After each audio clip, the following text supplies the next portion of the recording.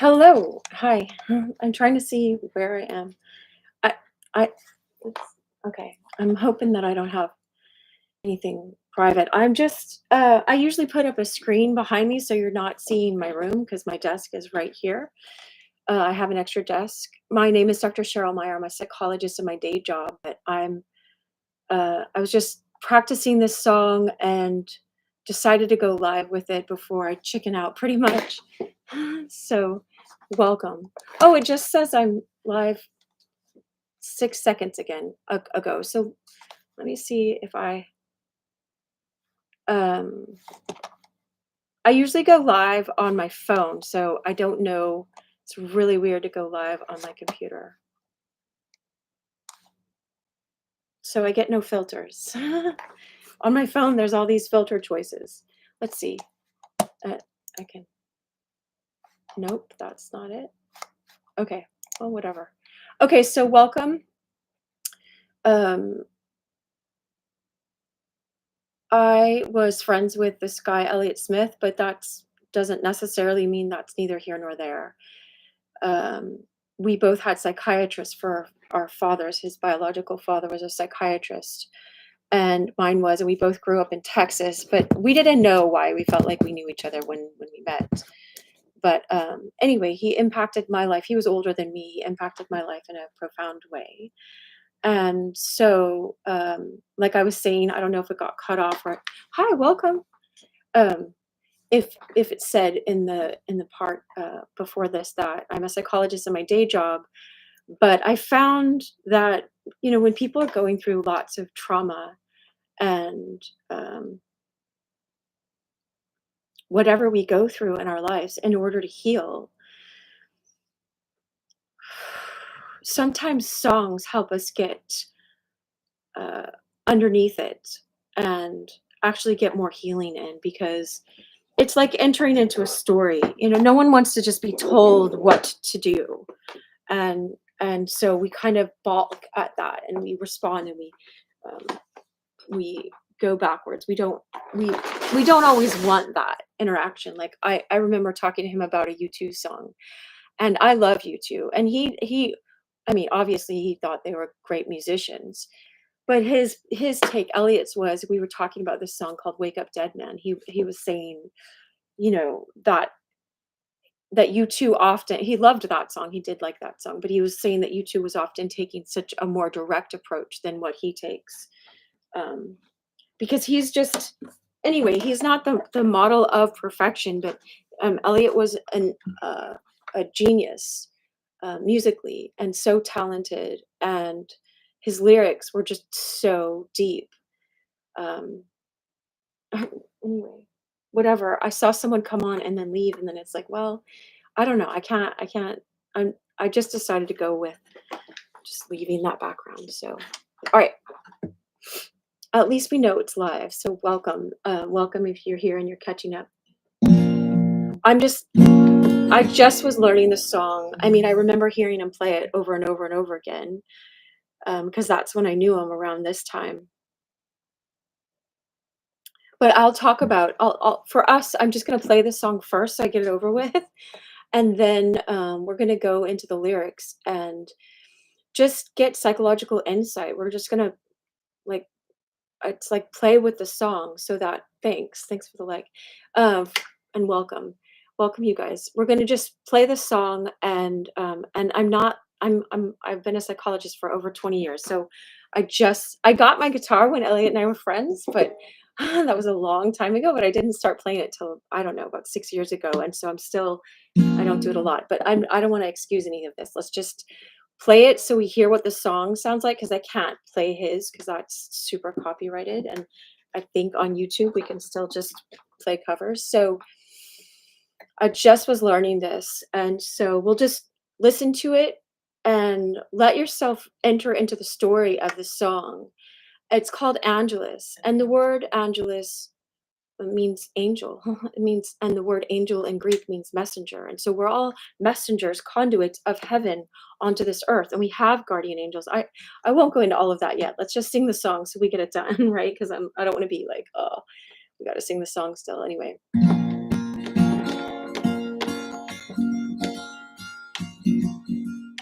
Someone's always coming round here, trailing some new kill. Says I seen your picture on $100 bill. What's the game of chance to you? Him is one of real skill. So glad to meet you, Angela. Picking up the ticket shows there's money to be made. Go on and lose the gamble, that's the history of the trade. When you add up all the cards left to play to zero, sign up with evil Angelas.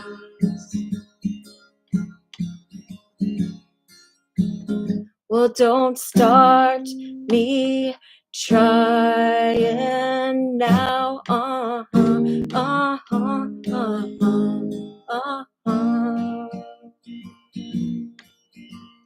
Cause I'm all over it, Angela.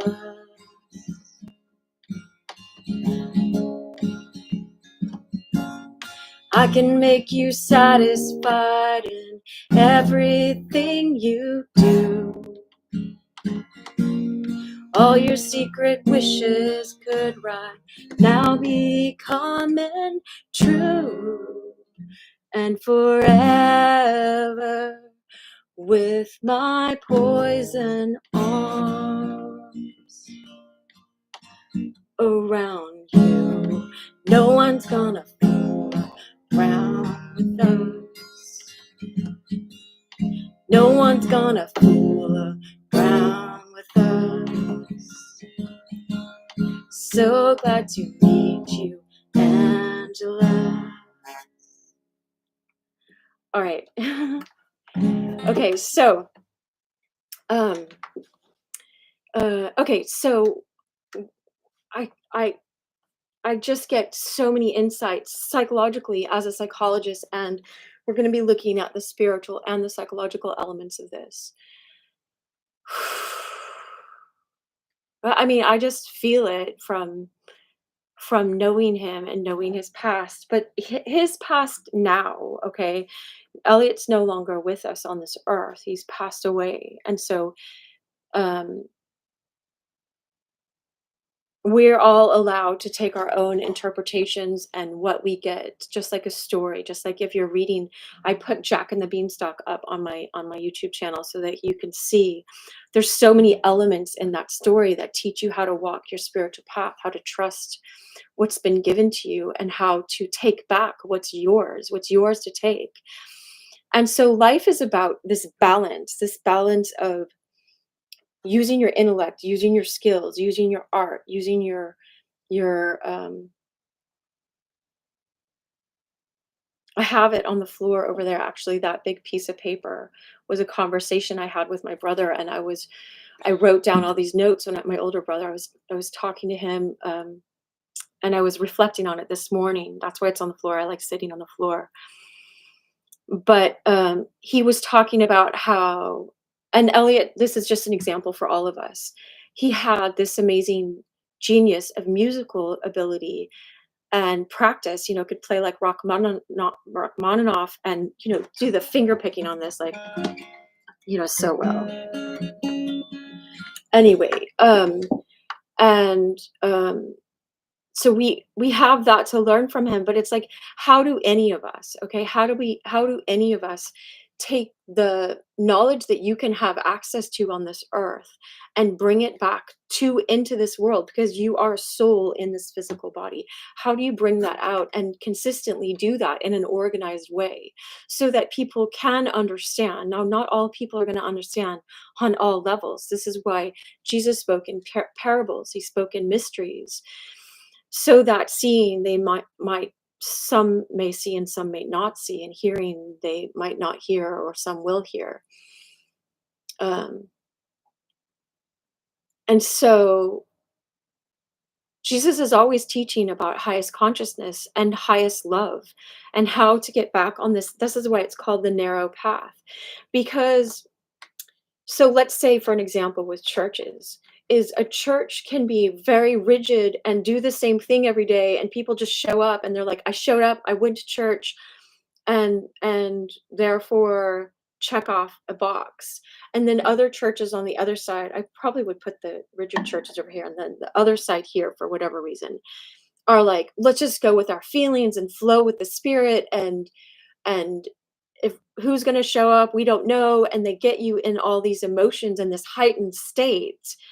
And it's like, by if you're walking this middle path, you're just regularly showing up in your pattern of life, where it's like, no, it's important that you drench yourself in the word of God, and you understand, if you understand what I'm talking about, in the mystery of the word of God, because the word of God is like something that's meant, well, Jesus is the logos, the word from heaven that's meant to be more direct access to this. And so when you keep putting yourself in that environment every day, or in, if people learn how to practice the presence, you learn how to put yourself in the presence of God every day, it starts burning away all these stupid things that we run after, that we think are going to satisfy us, and then they end up not satisfying us. But let's just go with the song, and the song will keep teaching us all these truths, because I knew him, I knew Elliott, and I know, like,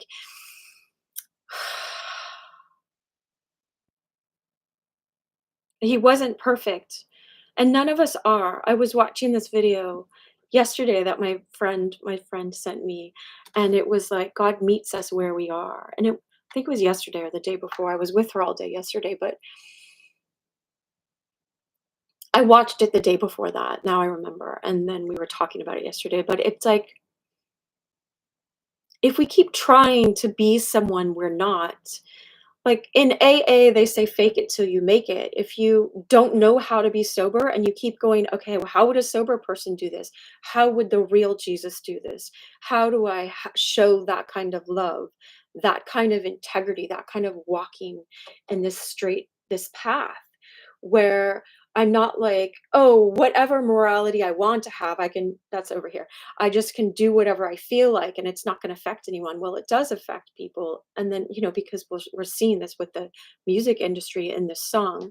That's one of the parallels that he's drawing from.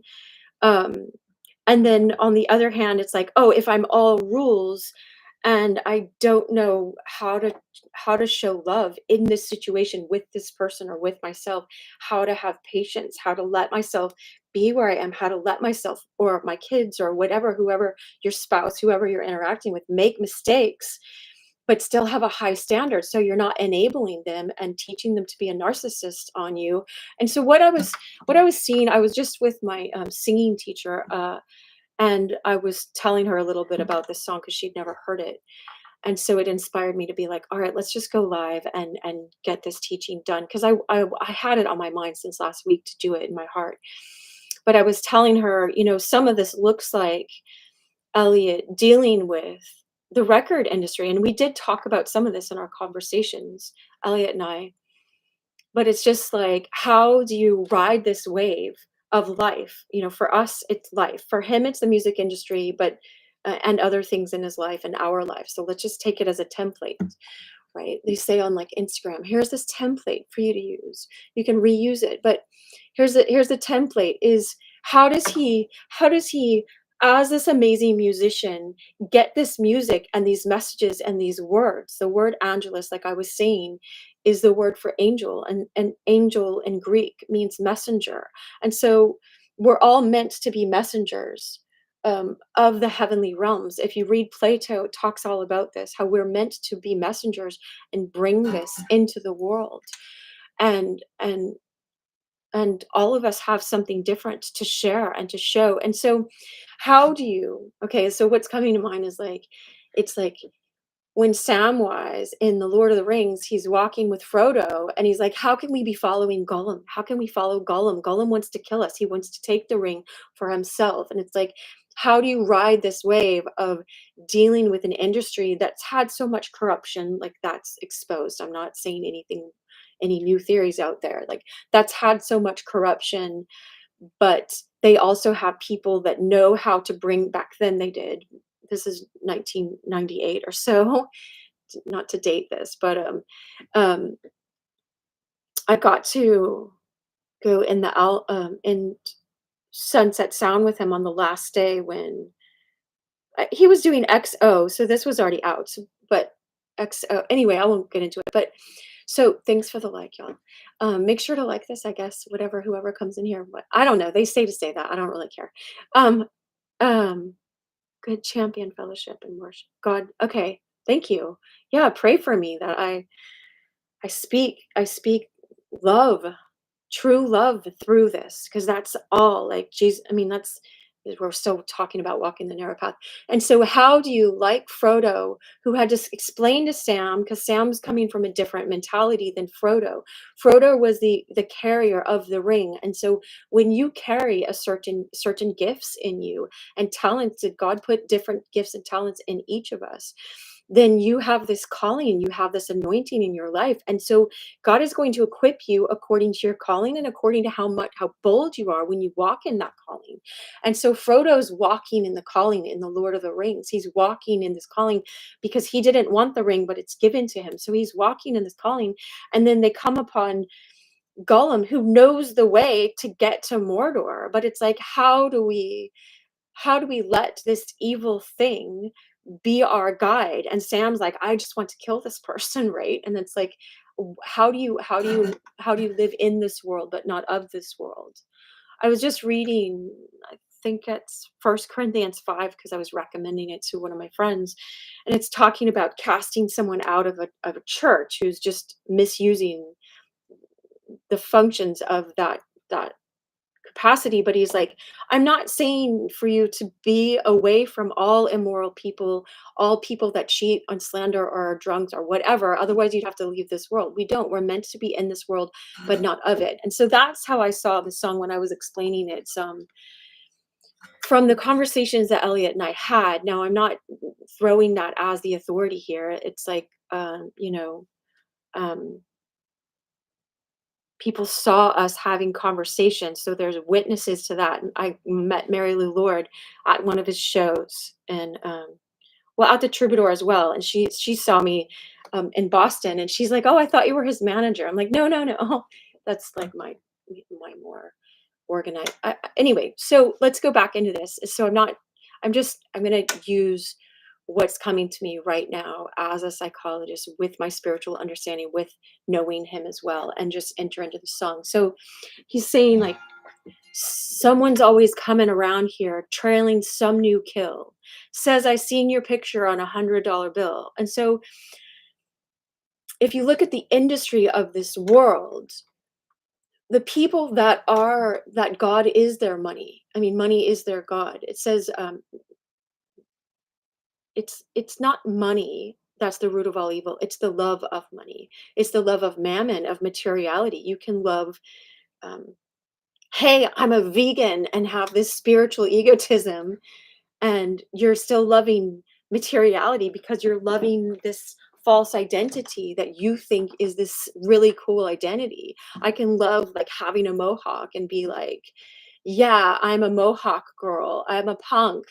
And then that's worshiping, that can be worshiping materiality. And so there's people that and all of us get caught in this, and we get back out of it. We get caught in it, we get back out of it. And so this is the balance of walking this true narrow path in life. It's not just like, oh, I have this Bible verse and therefore I'm walking the narrow path. It doesn't happen just from saying it, it's from walking it. And that means getting wisdom, getting knowledge, getting understanding, and applying that in your life, and entering in. This is a discipline to keep walking this true path of true love.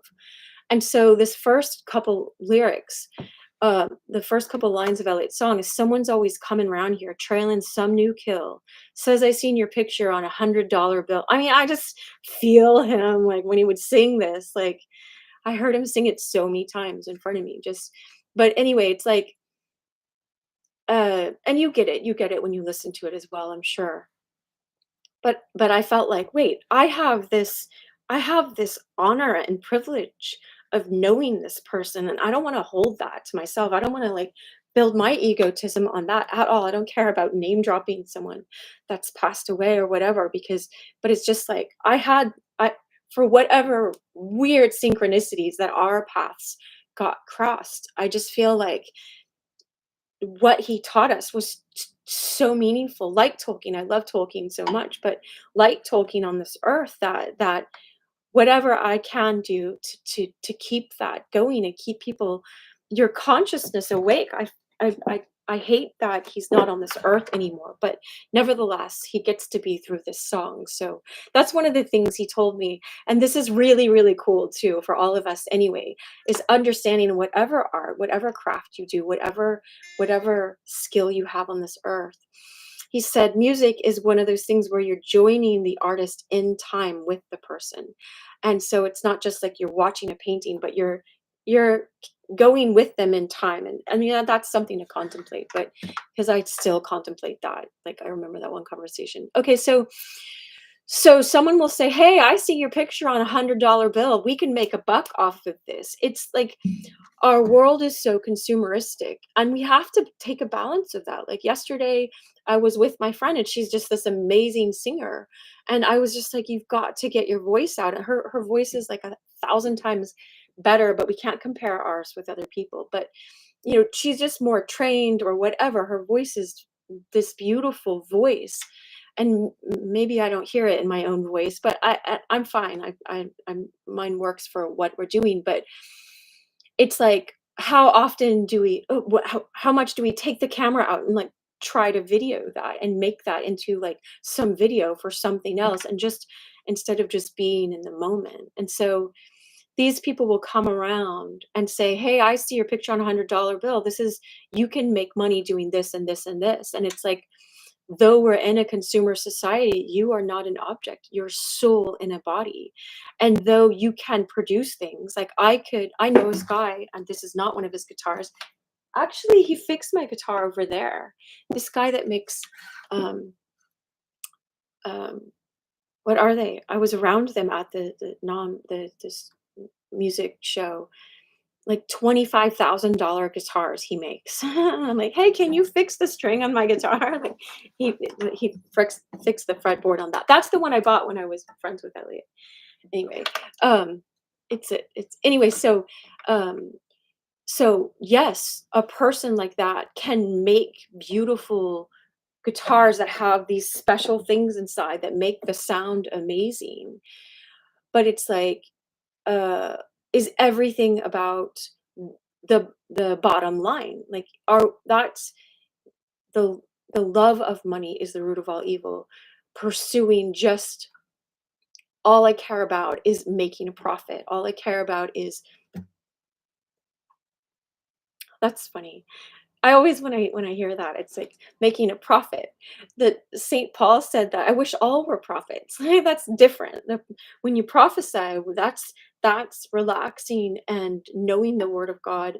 Or some people are ignorant in some ways, but they're yielded to God, and the word comes through them, and they really are prophesying, and that's a gift. And that's not to be commercialized either. I was also talking no, my music teacher is not I'm not she's, of a different or faith practice or whatever than me. And so we were talking about because she's a really, really good singer. And it's like we were talking about these because she knows more about music. And so this has to do with the song too, is talking about like these worship people. She's like, this is what they're doing with their songs.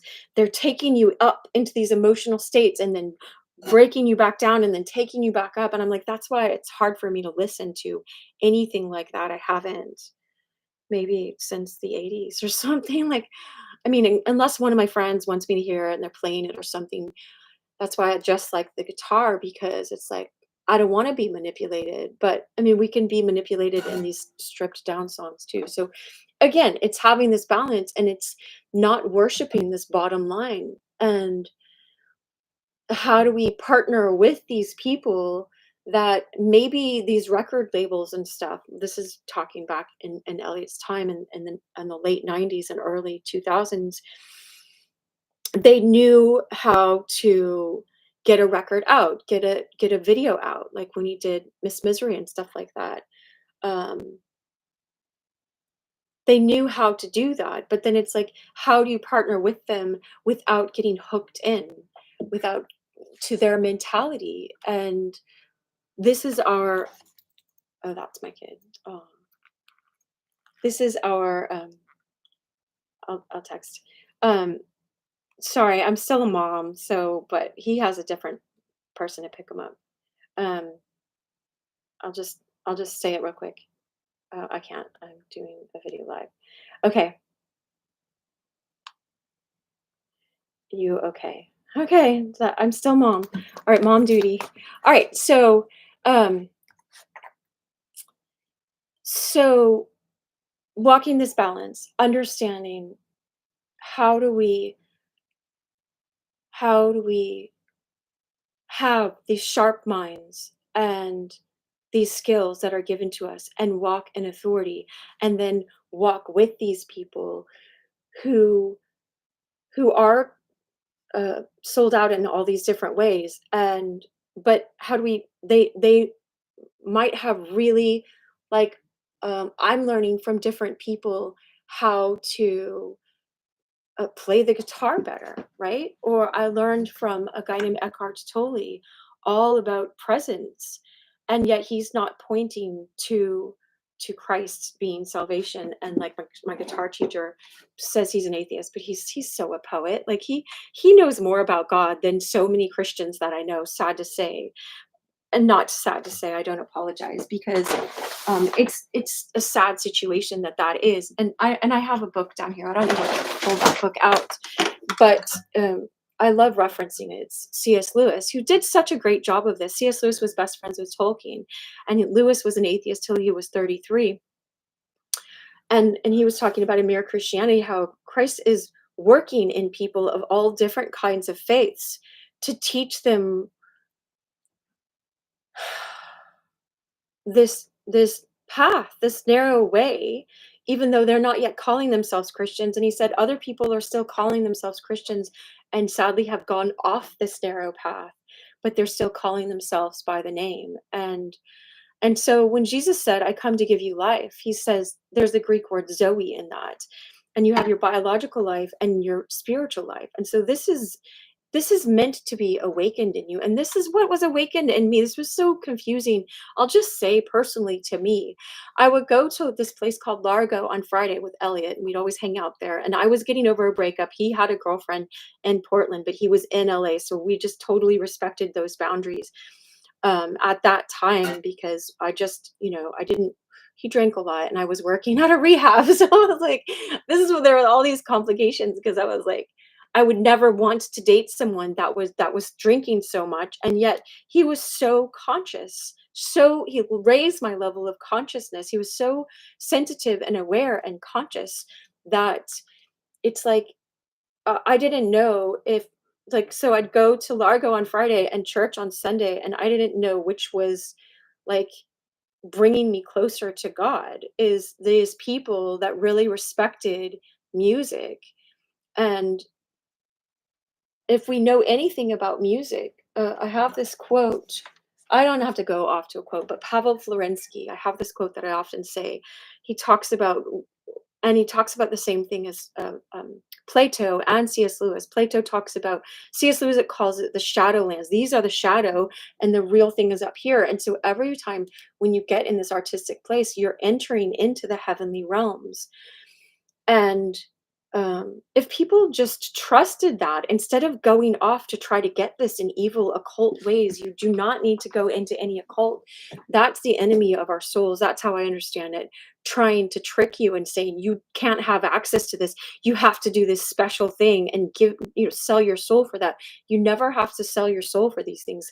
God gives these things willingly to people. They're called the gifts that God gives you. It's just, and it's so sad. Like, anyway, I saw so much of this, but I'll go back to this, is like, everyone, when you're getting quiet, you're entering into the heavenly realms. When you're an artist, no matter what kind of art you do, like I was talking about my friend who makes these $25,000 or more, I think it might have been 30 or $40,000 guitars. He's a craftsman. And so But anyway, this song is called Angelus, and the word angelus in or angel in Greek means messenger. And um, you're going into these heavenly realms and you're bringing back. He said art is like a materialized dream. That's what this Pavel Florensky. He was a physicist and a monk. He's talking about, and he was in the 1800s. A neo martyr too. He was killed because he was just so brilliant, and they took everything they could out of him scientifically, and in that time, then they just killed him. And he had a wife and a kid that he left behind. It's a sad story. I won't go into him, but I love him. He's like a Van Gogh or an Elliott or a Tolkien or like Julian of Norwich and all these other brilliant people that we're so privileged to have them on this earth. Anyway, so let's go back. And what's a game of chance to you? Here's the next line. To you, him it's one of real skill. Now, there's a woman named, I think it's Dorothy Sayers, and I put her song on my YouTube channel. I mean, not her song, her essay on why ought we work. And it's a whole hour and a half of just my phone was reading, I screen recorded. Maybe it's just an hour of this thing. And she's talking about like a play. Okay, that's why this is coming to me. She's talking about if you're making a play, someone asked her, some Christian person from her church was like, well, how did you choose these beautiful angel creatures in your play to play these actors, right? Back, she's in the 1920s, a playwright. And they're like, "Did you find this Christian person the most Christian?" She's like, "No, the ones that would learn their lines, that would show up consistently, and that would project their voice as well." It's like just like matter of fact, sometimes you want to get the person that's most skilled at doing that. That's why I'm working at getting more skilled at guitar. So people don't go away because my guitar is so bad when I'm trying to teach these songs, because I learned that songs can help us.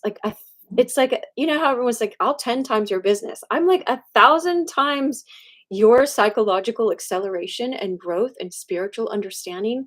This is what I found. This is why I use songs in my own life. The Holy Spirit kept giving me songs and speaking through songs because, like I was saying at the beginning, you just want to punch someone that's just like, you need to do this, and that just thinks they know everything, and I never wanna be like that.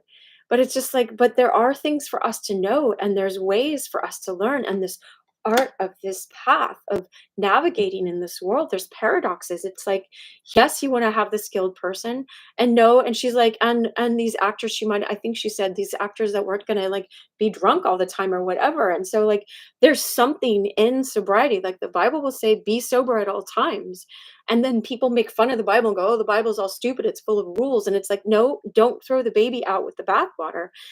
Like, I learned in my philosophy class, like, I'll put my leg up in the air. It's like this guy named Joe Theismann that was a football player. And I guess on live TV, his thigh went out. And I always remember Theismann and thigh, but he didn't go, "Oh, look, my leg is free. It can go in 360 directions." No, our legs go fastest when they're going like this, forwards and backwards. They're not meant to be like that, or how would we get anywhere? And so there are ways that we're meant to operate. Now, people can say, "Oh, this is how you be spiritual. Just act spiritual, call yourself a Christian, slap a plastic fish on the back of your car," and like some people that are truly walking this narrow path might have it's important for them to have a plastic fish on the back of their car, because every time they go to their car, it reminds them to go back to this place. Like, I'll have these rings that remind me. Jesus says, when you pray, go into your inner room. That's like shut the door to all your past, all your other senses, all these things that try to bombard you and tell you what your real worth is. No, just sit with God and say, what is my worth in you? Sit with scripture that says, like Psalm 139, it's like, you're fearfully and wonderfully made. God, I made you in your mother's womb. And some of us, I knew when I was working as a psychologist in Montreal, one of the other psychologists I was working with, we shared each other's clients. We talked with each other. They knew it was a teaching hospital, Montreal General. Um, is he would say, shoot, what was he teaching us about that? Is Oh, it'll come right back to me. When I'd start talking about the details, I lose my creative mind, and then it's like, well, okay, whatever. But I remember I'm seeing the guy that was talking to us, and he was telling, oh yeah, okay, and thank God, thank you God, that one of his clients, his mom had tried to abort him as a child, and this isn't identifying the client way back from back then. This is over 20 years ago, so you're not going to be able to identify this person.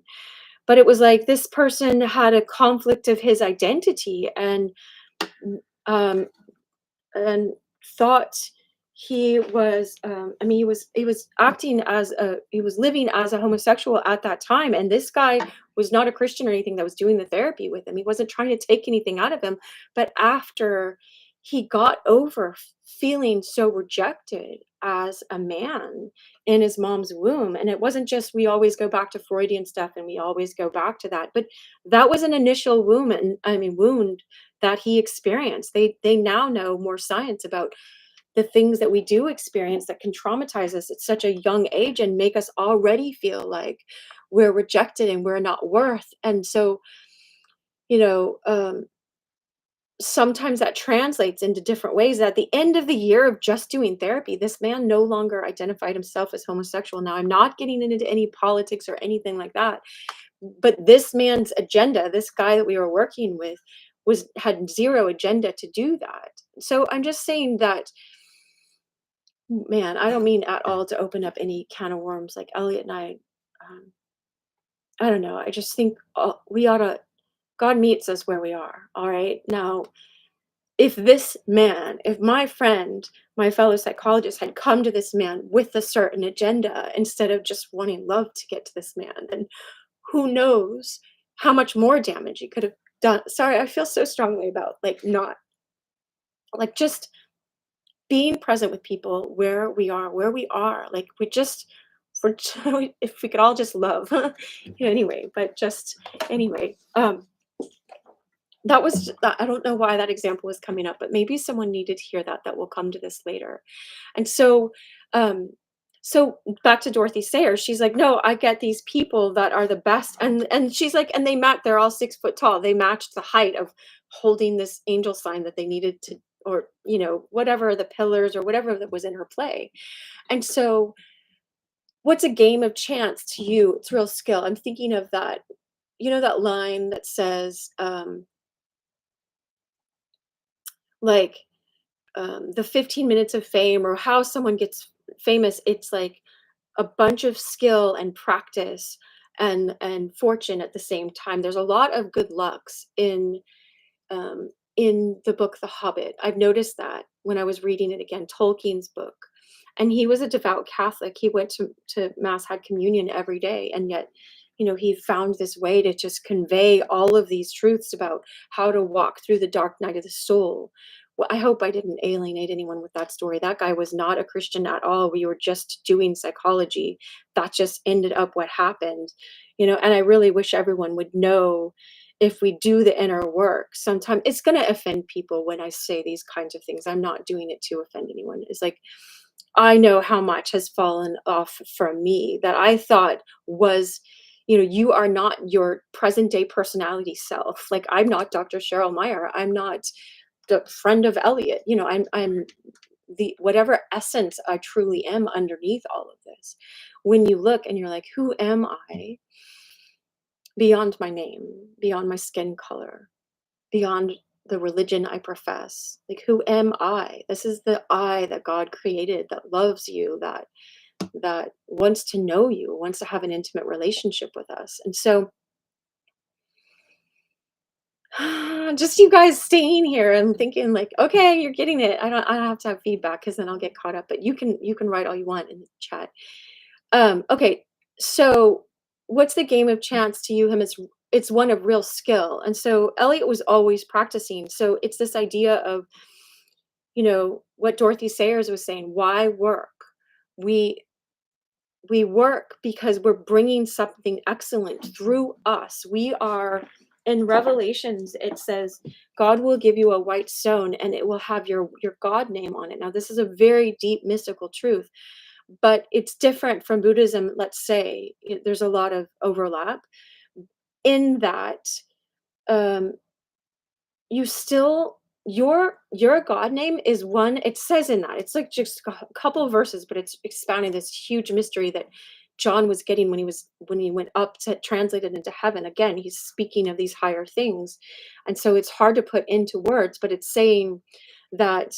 um and George MacDonald was C.S. Lewis's spiritual, he called him his master in the spirit, and he wrote a sermon, an unspoken sermon called A New Name. If you want to study this, go study, read that. It's online for free because he was in the 1800s before C.S. Lewis. But is that you God knows your specific name, you who are watching this and you who come later, and people that aren't watching this. This is going out into the collective, this love that we're participating in, you guys being here today, you women and men, and you guys watching it, and you, whatever you absorb from this, it's like, this is food coloring. We're putting love food coloring, if you want to call it like that, this dye of love that can, and can, as it wakes you up, you light up more, the light that's within you, and you light up the whole world. This is what's coming to me right now still. It's like, and so you have this specific name that only you and God know, and you don't lose that. When we go back into this kind of, C.S. Lewis calls it in The Last Battle, in his fiction book, The Last Battle, further up and further in, come further up and further in. You can enter into God more and more, but you will still retain your real self. And that's what I feel like, my sensibilities of this is all of this is meant to light up in you. You're meant to learn how to walk this narrow path so that you do speak the truth in love, so that you practice your skills and you know these well. And so he says, what's a game of chance to you? To him, it's one of real skill. It's like when David killed Goliath. Well, he was a shepherd before that. He knew how to use a slingshot really well. He saw God deliver his sheep with his skills as well, his sheep out of the lion's mouth, the skills that God had given him. And so it's like, um, it's one of real skill. It's like this combination. Somehow it's this combination of using the skills and gifts that God has given you and not letting those be dormant. Those are not meant to be dormant. Those are not meant to be like, oh well, if God wants to do this in me, he'll just do it. God is beyond he and she. But it's like, no, it's more than that. It's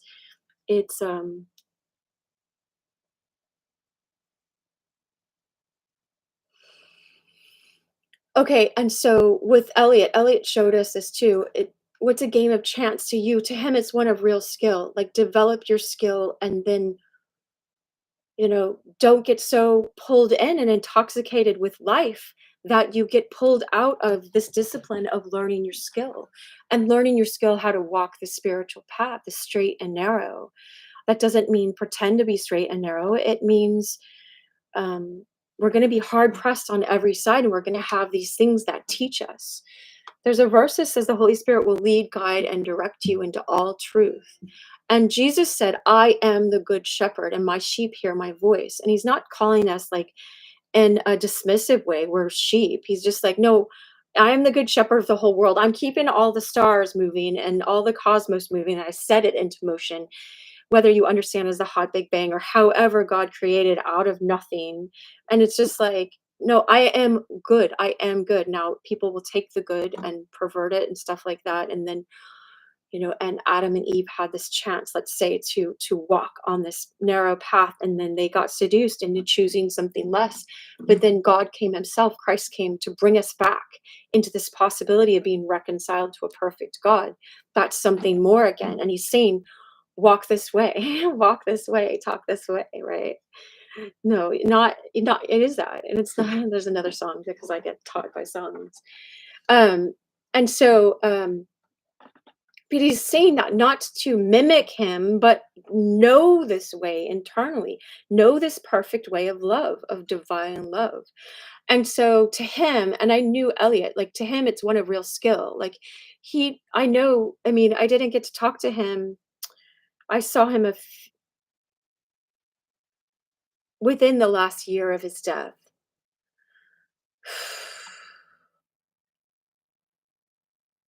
Oh, anyway, I won't go into that, but I just know what I know of him is that he felt really bad when when he started messing up his songs and he couldn't finish any of his songs, and he was on medication at that time. And anyway, and it's just like any of us. We're meant to develop these skills so that, I mean, I studied psychology for 20 years, and or for 10 years, for 9 years of schooling, and I've been practicing it for 20. And so I just trust that the skills that I've learned will come in here for us. So glad to meet you, Angelus. Okay. And so there's this then now this is the funny thing is he did tell me I'm you're my first friend in Los Angeles, right? But he had already written the song, so I'm not saying anything like that. Delusions of grandeur, right? It's not like anyway. So, but it's like this with everyone, right? I'm hearing a Bob Marley quote in my head. It's just like you're gonna have ups and downs. I'm summarizing it with every person you meet. So with your spouse, it's just like, are you choose, am I going to just go through the ups and downs with this person? This is the person I'm committed to, because marriage is a sacrament. It's reflecting the marriage of God with us and staying faithful, staying consistent. And so, anyway, you can be so glad to meet you. I remember Elliot and I talking about is like, I'm like, you're so lucky. Like, you get to play art, you get to be an artist like Van Gogh, but Van Gogh wasn't being paid really, but he still got to be an artist. He chose that. But I'm like, you're being paid now to be an artist, to craft songs. And he was so sweet. He's so humble in these ways. He's like, Cheryl, you're an artist too. Just the canvas is the human, psyche. It's like, I don't look at it the same. I mean, I totally have high respect for my clients and for my own inner psyche and doing all this inner work. And for you, that's why I'm making all these videos for us. Um, but it's like, so it's so glad to meet you because there's the good. I got to meet um a Tom Rothrock and wait, Rothrock and the other guy that's married to, anyway, I his name is Rothrock and the other guy, and I knew the other guy more, but I just forgot his name right now. But anyway, um, both of those guys who were really amazing at soundboards and mixing, and it's like, had Elliot not had 5 of his songs put in by Gus Van Sant into a movie, then he might not have got Rob Schnapp, and Tom. I made cookies for Rob Schnapp. Anyway, um, ugh, I was young. I was very, very young back then. But I was just trying to be nice. I'll make cookies. And so it's like, understand, um, so glad to meet you. We meet other people on this path. Frodo was told by Galadriel, is that I can't always remember her name, but that he would meet unlikely people, friends in the most unlikely places, and he met Faramir. I can't tell the whole Lord of the Rings story, but he met this guy, and at first he was all, they were paranoid of each other, and no, you have to do this. And the movie shows it differently than the book, but the book, he's an amazing, amazing, amazing character. And he passed this test, and he really encouraged Frodo when Frodo was in a dark place. And so you can be glad to meet. I was just texting my mom about, it's like the DMV, like, they're there to help, theoretically help people stay protected on the road. Like, they made me go to my car dealership and get a recall so that my car is safe on the road for other people. They required me to do that. And yet there's so many flaws in that system. Just like, how do we work in this corrupt system of this world and keep trusting God? There's a verse that says the righteous fall 7 times, but the Lord lifts them back up. There's a psalm, it's in Psalm 34. Yeah. Okay, so so glad to meet you. It's so glad to meet you. It's like, ah, it's like I did this whole teaching. I don't think I have it up right now because I was trying to get the rights from Big Star, but Elliott would always sing this song called 13, and it's just like it was the sweetest. I'd always ask him, like, "What do you want me to sing?" And I'm like, "13." You can hear me in one of the recordings saying that, but it's like it was like, "Let me walk you home from school. Let me take you by the pool, and let me take you to the dance," right? He'd always sing this song 13. And so um, it's like engaging in this world and seeing all the beauty and the awe of it, the elements of oh yeah, that's fine. Thanks for stopping by, whoever just stopped by. Lovely, lovely to see you. I'm glad you were here. I hope this benefited you. I know I just did a pop-up live, so I didn't tell all my subscribers and stuff to show up. And then anyway, so great. Okay, so I think that might have been delayed. So if you come back here and watch this, Luminal Mind, thanks for being here and God champion fellowship and worship. All right. So glad to meet you. And so that's what I was saying is God puts us, our souls, in this body on this earth. And so we're here for a reason. Know that because your heartbeat is still going, because I know someone that died suddenly of a heart attack and he's no longer here. And I mean, Elliot died. I won't go into his death, but it's just like, no, take a deep breath, breathe in the Holy Spirit, exhale all your fears and your worries and all of the stupid things that keep us from activating this real skill in our life. What's a game of chance? It's not just this chance, it's when opportunity meets skill, right? And you take off. Like David, like I was saying, he had real skill of of of the um, whatever that the slingshot, and it was a real weapon back then. And he knew, like, oh, I he didn't even have a sword, and he shot Goliath, the giant that everyone else was intimidated. These are like the giants in our lives. Like I was bringing up Jack and the Beanstalk for a reason, a higher reason than I knew at the time. And I know that it's on my YouTube channel for a reason as well. I don't care what happens to the algorithms. It's like I'll put up these things because I'm told to put these things up for us because they're all going to they equip us in the moment or in the future, or they're putting seeds for us for later. And so here's another giant. And there's all these giants. When we're little children, I'll go into some psychology, and I don't plan to make this that much longer. Oh, and um okay. I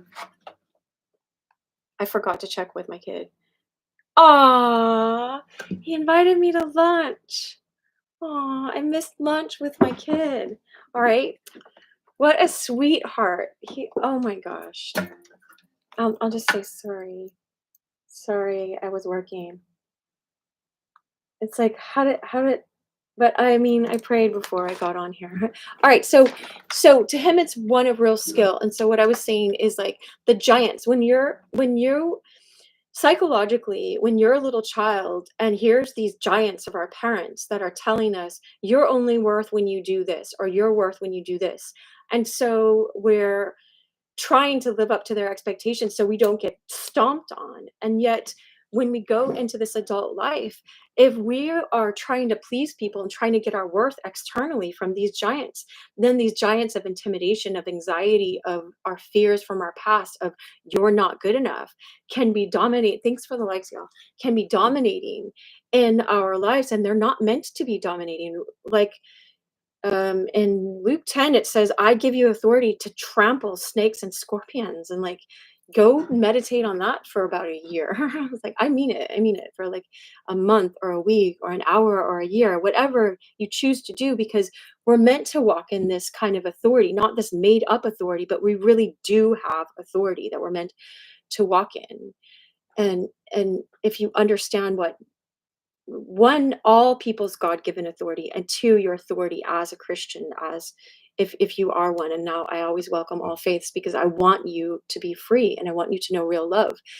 And anyway, so glad to meet you, Angelus. I was comparing that lyric to when Elliot would sing 13, and it was like it's like we can have moments when you hate yourself and you love yourself and you whatever, and you're like, I'm so sick of myself, but you are more than this outer personality self. And so you're not meant to like keep building up your egotism, and then, you're just, it's like, I'm so glad, what an honor it is to recognize that I'm given this life, and I get to, I was meditating this morning on a verse, um Ephesians 2, and it was like, I think it's Ephesians 2, but it was like, forbear with one another in love. And I'm like, oh, I get to show that forbearance towards myself in my own ups and downs. And we get to show that with each other. And so there's this, so glad to meet you, Angelus. And this is okay. Well, this is going to go really deep for us and mystical for a second, for a moment, is when you recognize that John 1:9, it says that the light of Christ is in all people that came into this world. Okay. So just study that, and you don't have to contradict me. It's like, go study what that means mystically. But this is just coming to me from this line. It's like, I'm so glad to meet you, Angelus. Because I've had all sorts of weird visions and meditation in scripture and stuff like that. And when you meet this deeper self of yourself, this self of you that like doesn't have all this trauma from our childhood and doesn't have all these names that were called to us or whatever. It is like an angel. You meet your angel self. Like C.S. Lewis, if you want to study this, in a Christian writer, C.S. Lewis writes about it in a book called The Weight of Glory. It's like, um, you meet he says we would be tempted to worship each other if you saw each other in your glorified state. Now, if you're all wrapped up in all of this evil stuff, then it's like you give over this dominion and authority that you're meant to have. You give it over to these other things, and they cloud you and try to own you. I know, because if you've ever dealt with any kind of addiction, it feels like that thing owns you, and that cut makes this dark covering, and now your real self is underneath that, and God wants to, divine love, our creator, Christ himself, Jesus, died to take the curse upon himself, to free us from that. I just see it all bursting away. And so like your shining self can shine through. I'm seeing like a you know like a movie where, anyway, or TV shows sometimes show this. Now, so glad to meet you, Angelus. When you get a glimpse of this real self. Now, in the Bible, it says you are God's workmanship. That's just, who translates this from the Greek, right? The word is poema in Greek. You are God's masterpiece. You are God. Oh, and Elliott used to sing, "When I paint my masterpiece." He introduced me to so many people that I didn't know. I didn't know Neil Young's song. He sang me Harvest Moon one time. That was years later. Yeah, over a year later. When I won't get into that. Yeah, we're masterpieces. You're not this workmanship, you're a masterpiece, all right? And so when I paint my masterpiece. And so when you get to this place of, so glad to meet you, Angelus, I'm so glad to know that I am more than my childhood trauma, than trying to impress people, than trying, whatever. I get emotional about this, sorry. It's this childhood thing where they say you're never enough and you're never going to amount, and you have to do these, and I see your picture on this $100 bill, and they try to hook you in to follow the world and sell out for the world again. And you're not meant to chase after money. You're not meant to chase after people. Be this, so glad to meet you, your angel self, right? Be this, so glad to meet you, Angelus. I want you to know that, but I can't want this more than you. And it's like what Gandhi says, be the change you wish to see in this world. It's like, as much as I keep wanting to give this to other people, like what the creator keeps telling me is like, keep working it out, keep walking it out in your own life. And then the fruit will show, and other people will see. And this is for you. I'm not trying to at all say, this is me. This is for you. I'm only sharing this so that you know this in your life. You keep letting this fire of God purify you and take all this other stuff so that you can shine. Look at this verse from Daniel 12:1. It says, and many of them that sleep in the dust of the earth. Now it says we were made out of this dust. Adam was, right? And then verse 3 is, oh, the dust of the earth shall awake, right? I love waking up. That's what we're doing right now. And they that be wise shall shine as the brightness of the firmament, and they that turn many to righteousness, which is just means this narrow path of true love, righteousness. Jesus was the righteous one. And he says, love, agape love. That's this deep divine love, as I have loved you, which is like, I meet you where you are. I'm just present with you where you are. You don't have to change first. I just want you to walk in this love because it creates freedom for your life. It says, and they that be wise, and we're meant to search after wisdom like searching for gold, shall shine as the brightness of the firmament, and they that turn many to righteousness as the stars forever and ever. And that verse, I have it up here with all these stars on it because it reminds me so much of Elliott. Oh, good. Thank you, Liminal Mind. He says I think it's a he. Yeah, the picture looks like a guy. A very powerful message you've been bringing lately. Well, thank God. Guess why it wasn't powerful for a while? Is because I had to go through another fiery lesson of I put these people in a parent position, and you're never meant to idolize it. I had to learn this.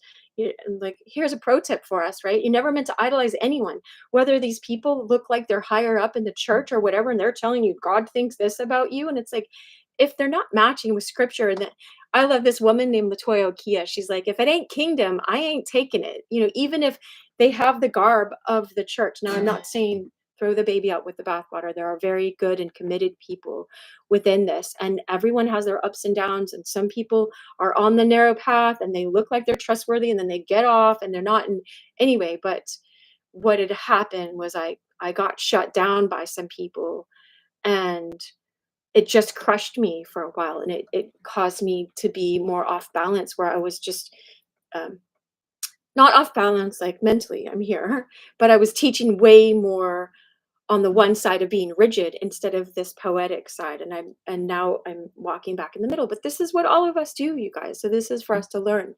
And so you picking up, there's the next line in verse 2, picking up the ticket shows there's money to be made.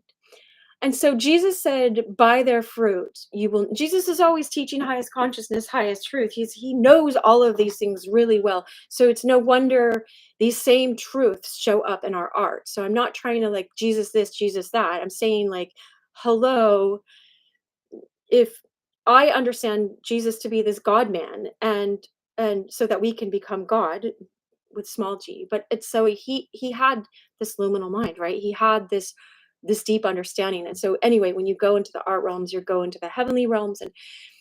And by their fruit, Jesus told us this, by their fruit you will know them. And so yes, picking up the ticket, thanks guys, shows there's money to be made. And so yes, there might be money to be made. Like I was bringing up the example that was coming to me is that my this guy that I know very well that makes $25,000 guitars. I got to be in his booth for this music show.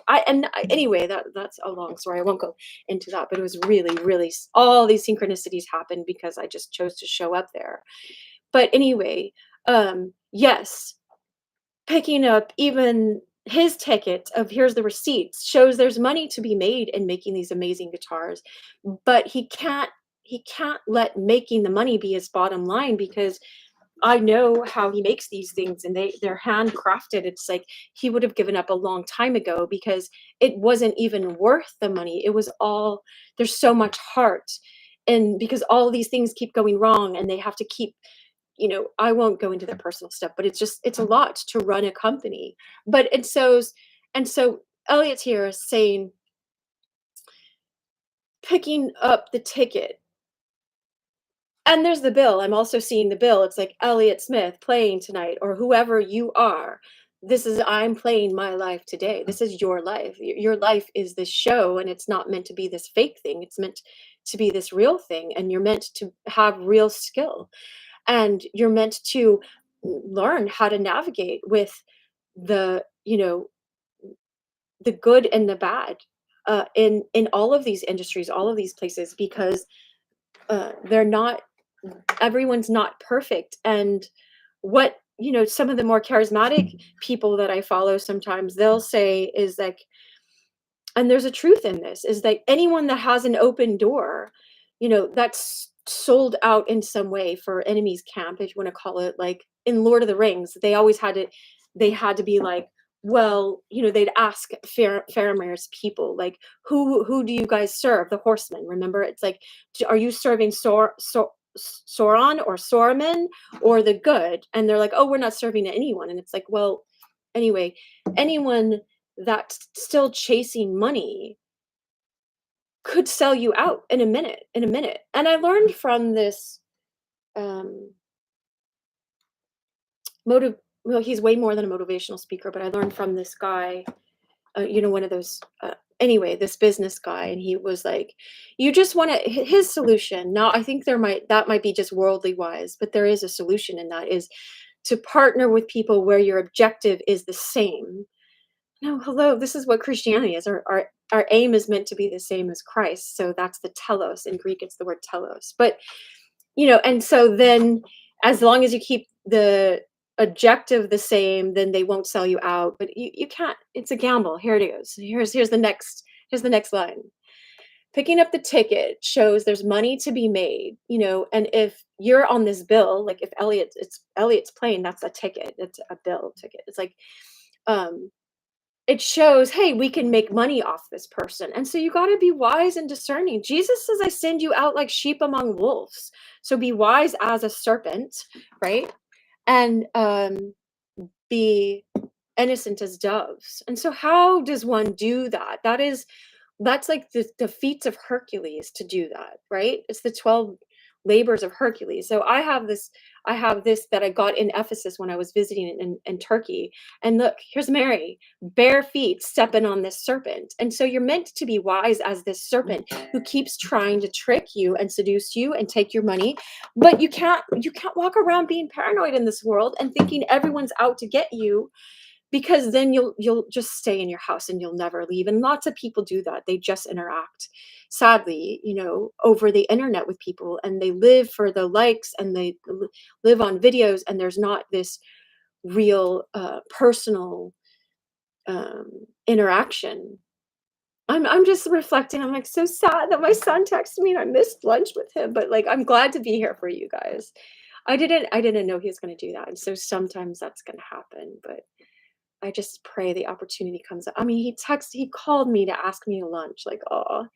But anyway, I was gonna finish this once I started it. So, all right, so go on and lose the gamble. Okay, so here's the next line for us, because these lines will teach us about these truths in life. This in life, there are in the true spiritual path, there are always these paradoxes. It's like, if I want my kid to have fun, but I also want him to be disciplined and have follow the rules. Like, it's not all follow the rules and never have fun, but it's not all have fun, because then he could lose his way because he gets caught up in only doing. I have boys, so I say he, but he or she or whatever. This is talking about yourself. You could be caught up in, if I keep indulging my flesh, that's a way to say it. If I keep going, oh, I'll just eat chocolate cake. I'll just say it like that. Like Rufus Wainwright sings a song, cigarettes and chocolate milk. These are just a couple of my cravings. He's talking about addiction and stuff, but it's like, I'm not recommending eating chocolate cake all day. I'm using this as a cautionary tale again. If I just kept eating chocolate cake anytime I felt like that, then it's like my body would get bigger and bigger, let's say. And when I'm going up a hill, it would be harder for me to exercise. And besides that, it's like, let's say my friend really wanted me to show up in his or her life in a meaningful way at one moment. But if I'm used to just indulging my flesh, like they call it your flesh nature, indulging by having chocolate cake all the time, then all of a sudden, when I feel like taking a nap, but my friend really does need me and I want to be a consistent friend, if I'm used to just indulging my flesh all the time, I'm not going to be there for my friend, because I'm like, oh no, I'm taking a nap.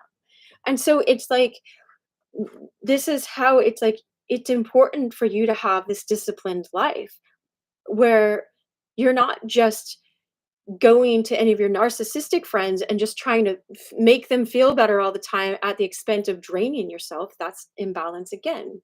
That's um, idolizing, like when I was talking about earlier about for all of us, when we put someone else on a pedestal, y- you're getting your sense of identity from them. And this is how we learn to do it in childhood. You're never meant to do this anymore. You're meant to, um, I'm just hearing that verse. It's like, when I became a man, I thought like a man. Like I grew up. You're meant to grow up and mature so that, and when Jesus says it, Jesus is always teaching us about this higher consciousness again. So I welcome all faiths, people that just joined and stuff. But it's like, he's saying, you must leave your father and mother and all of these outer opinions to follow me, which is I'm on this narrow love path, this path of high love. You can't get your identity from going to try to please these other people, because it will be like a black hole and you'll fall into this kind of addiction again.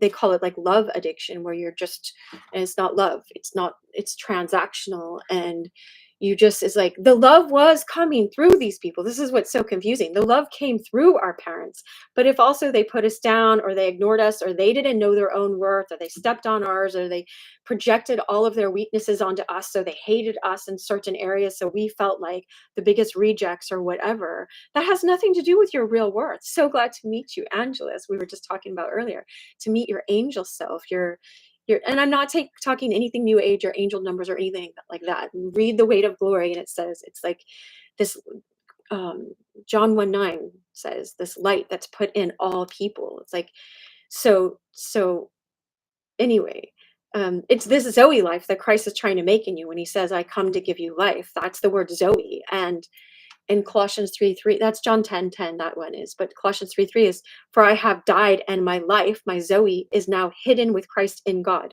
And so it's like, it's raising you up to this, like Elliott would sing in this song. I think he called it Independence Day. We called it like Future Butterfly, but he's talking about going to spend the day higher than high. You're going to this place that's higher than just getting high, than the high of trying to please this unpleasable person and getting your worth from them. And then when they ghost you or walk away or step on you, or they're too weak in their own flesh, that they treat you in a certain way. If you take that personally, that doesn't have anything to do with your real worth. That has to do with their sold into this way of life of feeding their flesh, and in that moment you got stepped on. And so, but if you keep taking your worth from their cue, then you'll keep chasing after them, and the love did come through them. Like love can come through them. But this is a whole thing on narcissists and everything. I hope you're getting it. Is like, the narcissists think that they are the sun themselves, like the shining sun, and really they're just candles and you're like a candle. And so, um once you go back to this place of being on this equal footing, and like understanding that the God of the universe says you're his masterpiece, says you're this poema of God, and you're created in the image and likeness of God, then it's like you can start knowing your real identity, and again walking in the authority, and practicing your real skills. I'm going to wrap this up. um so go on and lose the gamble. That's the history of the trade. And so some people will bet on some people and try to make money off of other people. My singing teacher was just talking to me about a certain singer. I don't think I'll name him. It's a certain male singer that was like selling out 27 concerts in a row. And it's just like, but he was never trained with his vocal cords. And so he had to cancel all these things because he just kept singing without the training. And it's like, the devil will do this. If you want to, people will blame stuff on the devil, but the enemy of our souls will just use you. Lauren Hill says it this way: they'll hail you and nail you no matter who you are. She's like, I think it's like, you stupid star. And she's showing you, she's like, this is how they do it sometimes. All right. So you don't want to walk in full paranoia, because it's like, if Elliott hadn't learned how to partner with the music company, his songs might not have gone out to so many people that they went out to, because they know how to do the music industry well, and they keep learning how to adapt and how to get it out. And then all these musicians signed to let their songs go out on certain platforms where they were supposed to be getting certain money for that, and then they flipped the script, and all these other people got the money, and the artists weren't getting the money. And so you have to figure out how to keep doing this. And God is above all. So here's a little clue: is when you keep walking on the path with God and yielding your whole self to God, then God's 1,000 chessboards higher than all these people, and God will keep putting you ahead. And that doesn't always mean you're going to be making way more money than all these people. Sometimes, yes, but you're going to be on this higher path. Elliott has a song called Dancing on the Highway.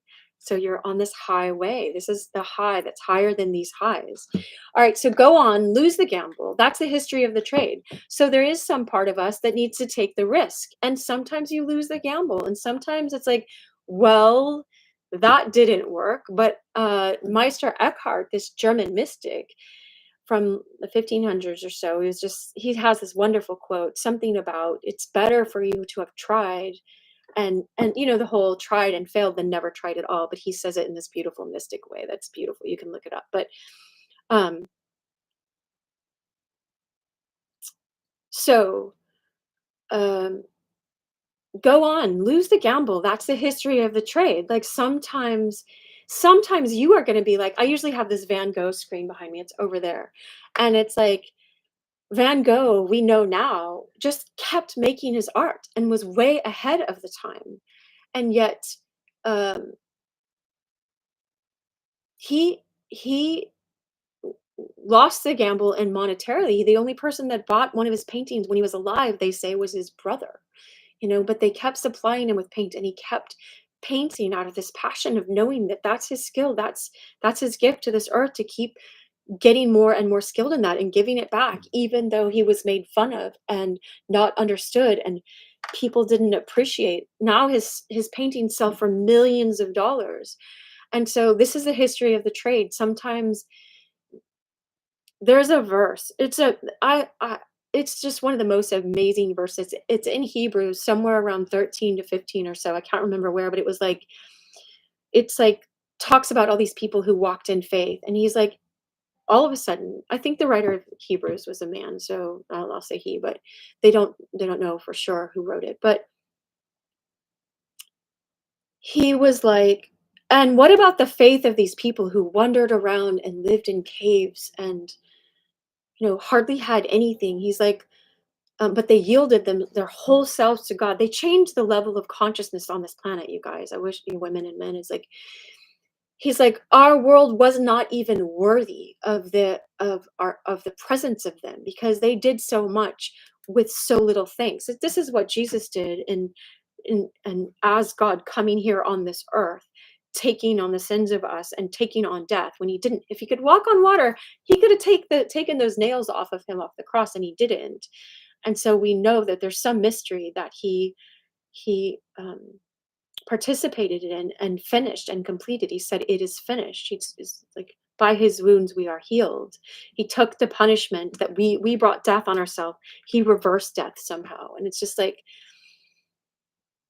by his consciousness on this earth, changed the earth. By his blood and the water from the side of him touching this earth, changed this earth.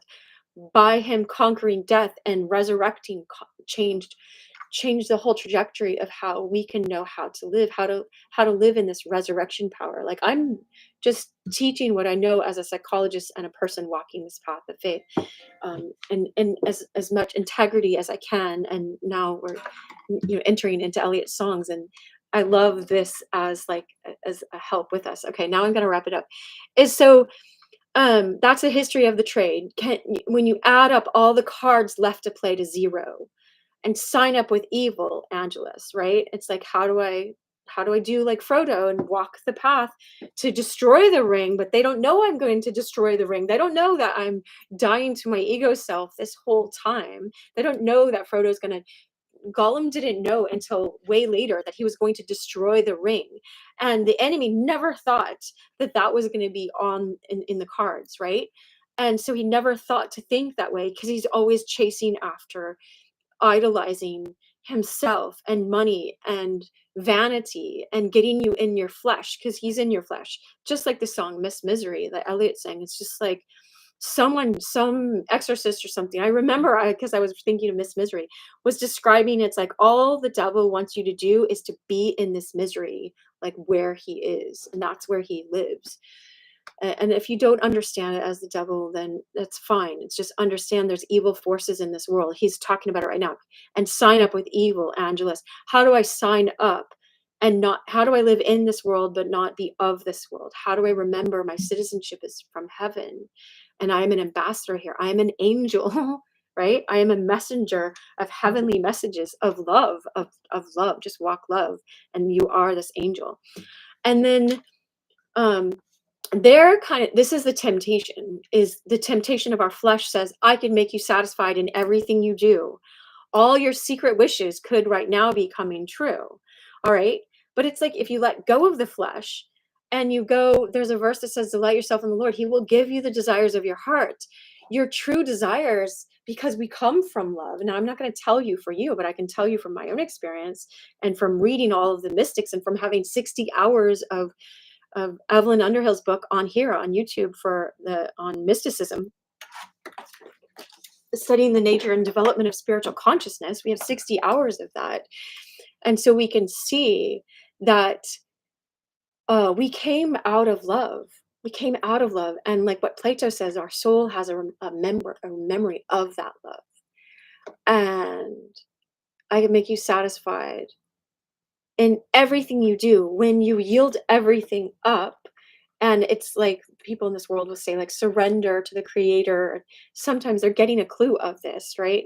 But when Mary said that, it's like, let it be unto me according to your will.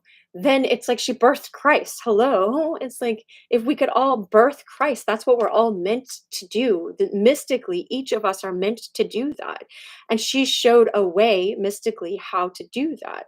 And so the world will say, oh, no, that's too difficult to do that. That's too mystical. I'll teach you this occult, weird mystic stuff, and you don't need to go in anything occult. Saint Teresa of Avila, who had the most mystical experiences ever, was saying that. I read it somewhere. And so it's like, but the world and our flesh will say, oh, I can make you satisfied. Just keep eating chocolate cake. And it's like, no, that weighs you down. That keeps you locked into needing chocolate cake to make you feel better every time. And another emotionally addictive relationship to take you high and then leave you because they have no character in their lives because you haven't developed it.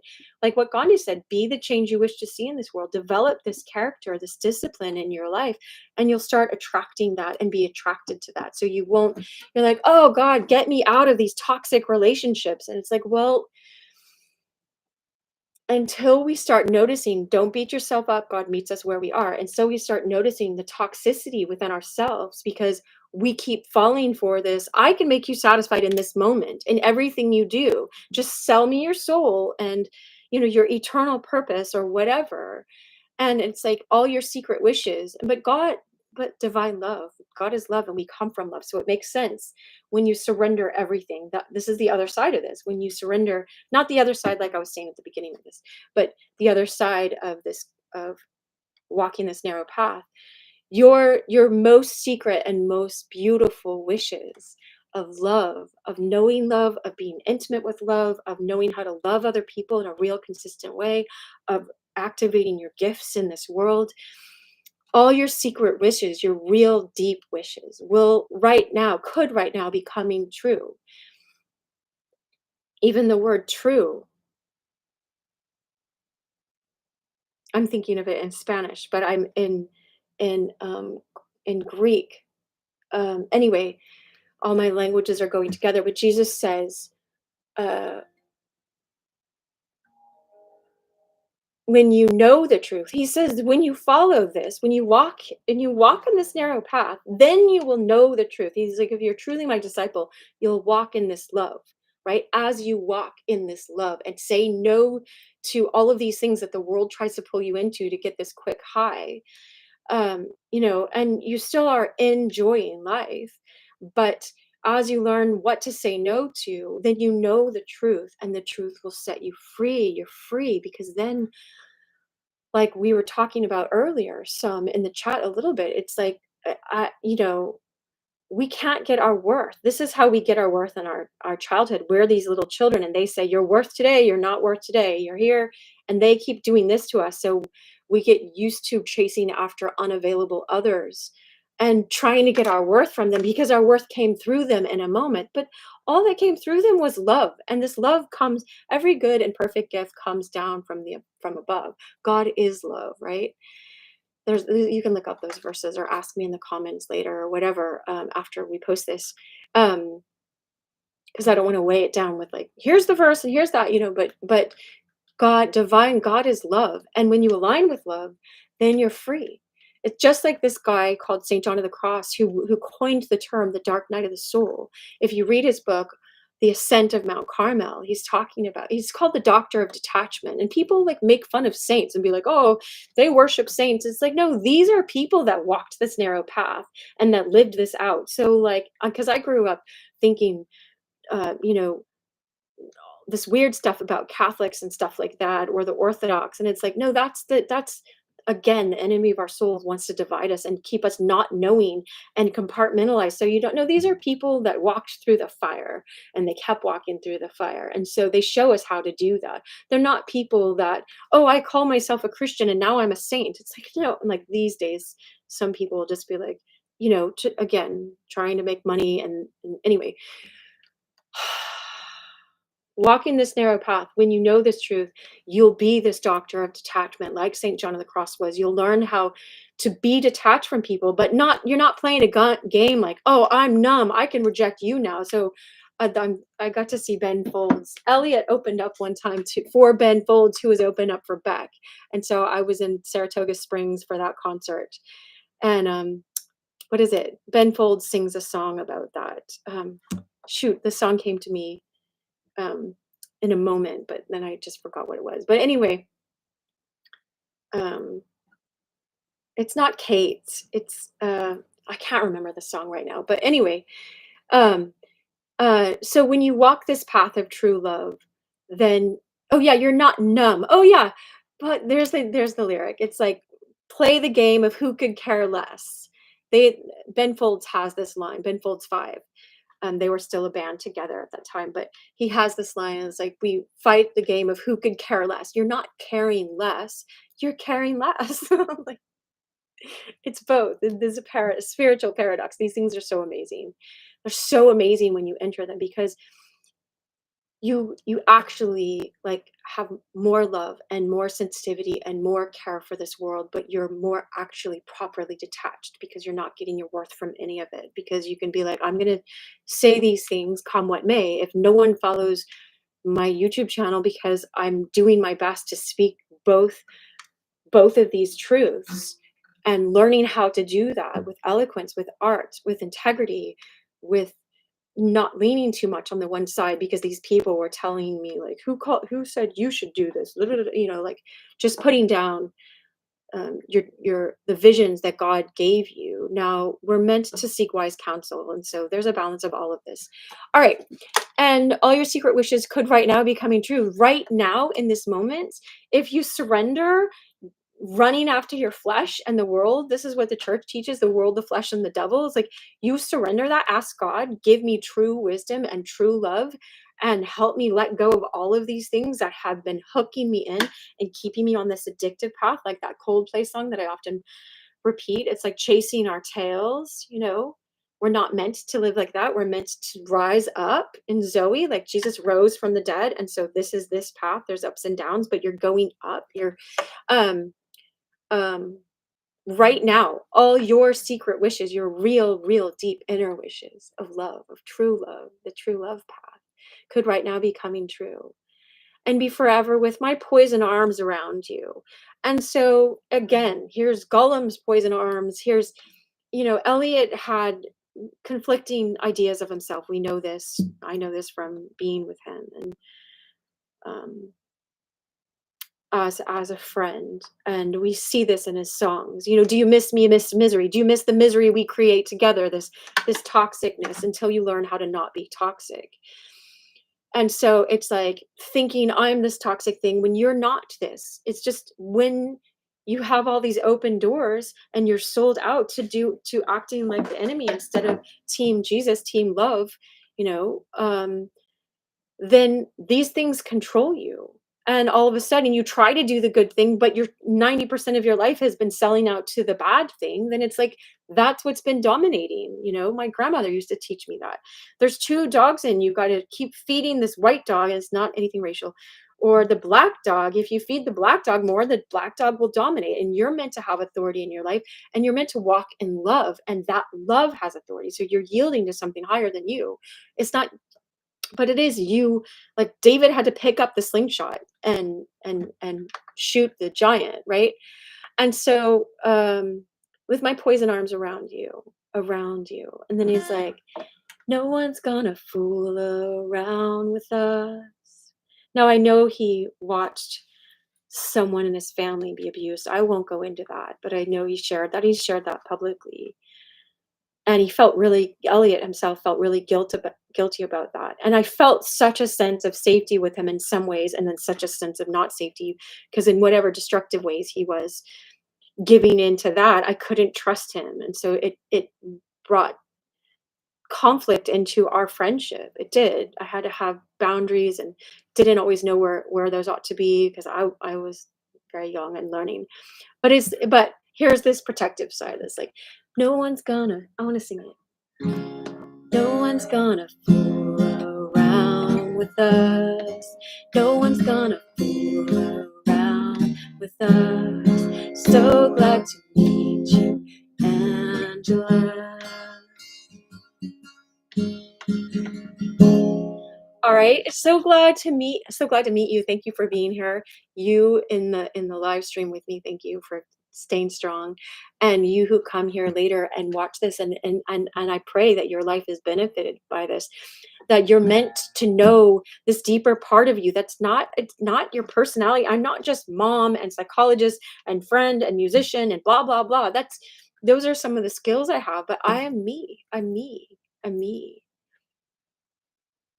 And you're meant to know you, and God knows you, and God is love, and love loves you, and love wants you to love you in this way where you're not building up this false egotism. You're knowing your real self as this masterpiece. I don't know who sings that song, but something like, yes, I'm a masterpiece, da, da, da, da, da, da, da. Anyway, I was just like, you know, you're not inflating your egotism. That's not real worth. You're knowing yourself as God's poem, and that's a difficult path, and it's you come up against fire, but it purifies you, and it's worth it, and you go through the dark night of the soul, and you shed all these outer skins, like Elliott sings in his line, and and he sings, oh, all these roles that I play. It's in the song, um can't make a sound. Anyway, why would you want any other when you're a world within a world, right? And anyway, it's in a lot of his songs. Um, Crash credit card register to Smith, not the name that you call me with. I'm tired of dancing on a pot of gold flaked paint.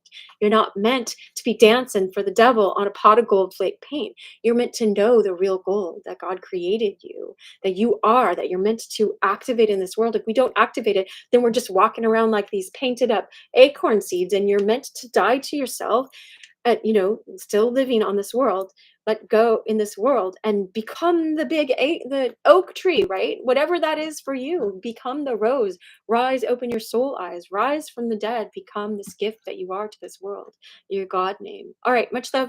Thank you so much. Thanks for being here. I really appreciate it. I do. And I'm so glad that it's an honor to bring this to you. All right, much love.